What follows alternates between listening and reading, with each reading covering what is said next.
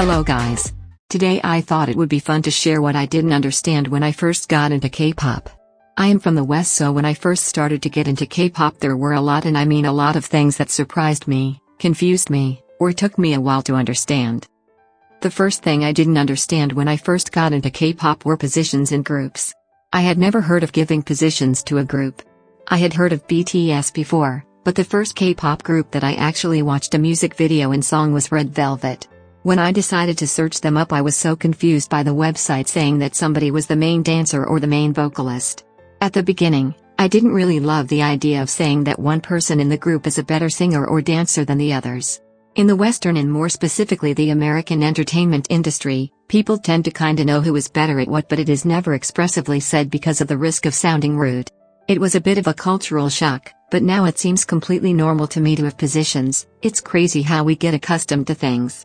I can definitely see the positives of having positions, like each member knowing exactly what they need to contribute to the group, and also giving the fans knowledge on why a certain member might get more lines or another member might get a dance break.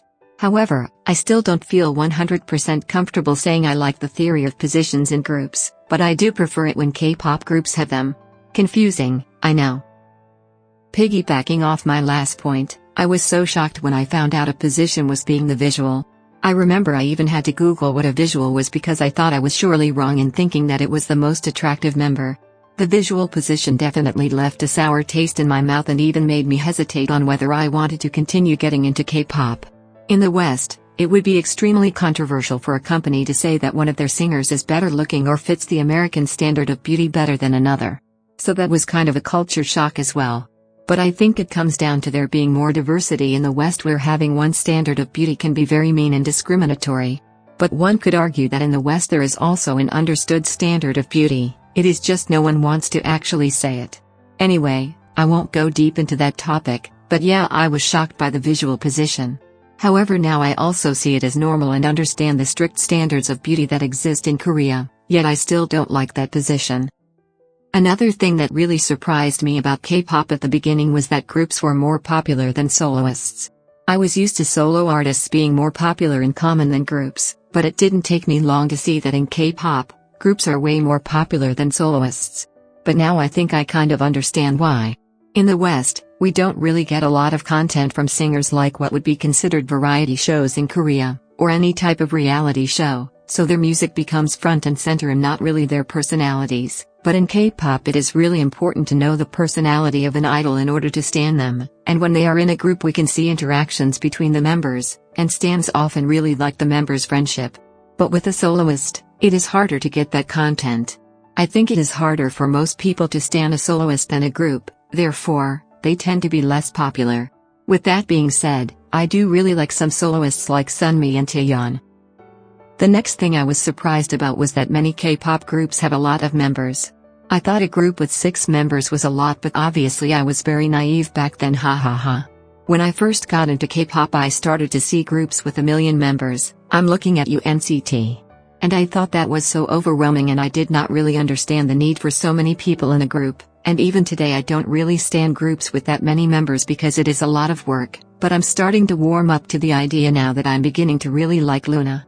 But yeah, in the West, groups do not tend to be larger than 5 or 6, so that was definitely a shock at first. If anyone knows why sometimes there are a lot of members in K-pop groups, let me know in the comments, because I don't really know why that happens in K-pop and not in Western groups. Another thing I was surprised about was the amount of content fans get in K-pop. I mean, most groups have at least 1, 2 or 3 comebacks a year, while in the West it is not uncommon to get one album every 3 years. Something that I really like about being a K-pop stan is that we get a lot of content and there are always things going on, so it is always really entertaining. I think the content in K-pop is definitely something that really attracted me to the genre.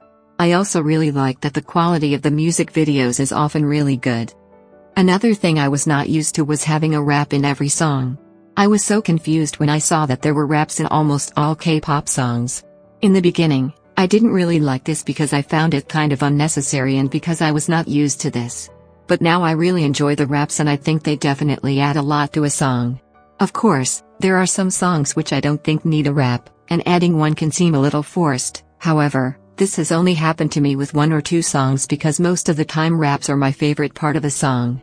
I especially like it when a group's rapper is actually trained in rapping and enjoys it, like Moonbi Earl from Mamamoo, who I think is an amazing rapper. The next thing that surprised me was how important the K-pop companies are to fans.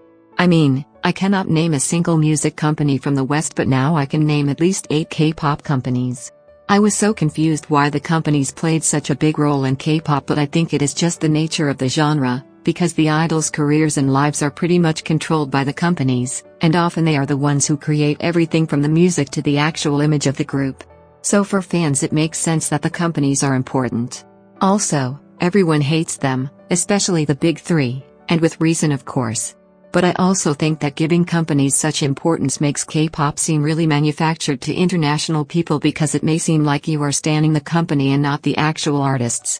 However, I think having the companies is part of K-pop culture and creates an interesting dynamic where there can be sister or brother groups from the same company and styles that are particular to a company. Another thing that took me a while to learn is all the K-pop vocabulary.